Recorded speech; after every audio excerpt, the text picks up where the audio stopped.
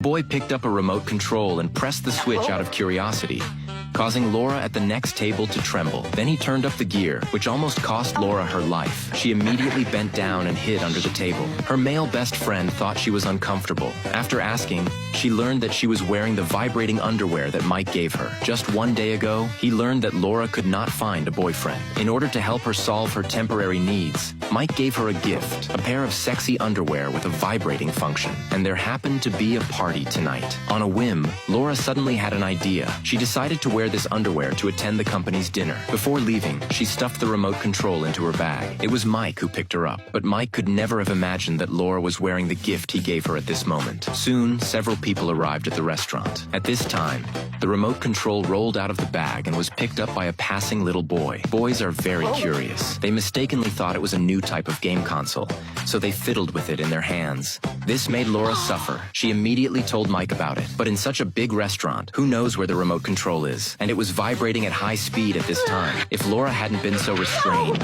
everyone in the restaurant would have heard her shouting. Laura had no choice but to hold it back. At the same time, in order to avoid embarrassment, she kept looking for topics to cover up her behavior. She was going to hide in the bathroom, but was suddenly stopped by her boss and asked to give a work speech. The boy on the other side was having fun. At this time, Mike also found the boy, but in order to make fun of Laura, he didn't stop him immediately, but watched Laura perform. Laura couldn't stand it anymore. She gave the right to speak to Mike, but Mike refused directly. Laura had no choice but to improvise, while enduring the high-frequency vibration and introducing the work with passion. At this time, the boy increased the gear again, which made Laura unable to control herself and jumped up directly from her seat. Fortunately, the battery ran out in the next second, and Laura was freed. At this time, except for Mike, everyone else was still kept in the dark. Did you know he had it the whole time?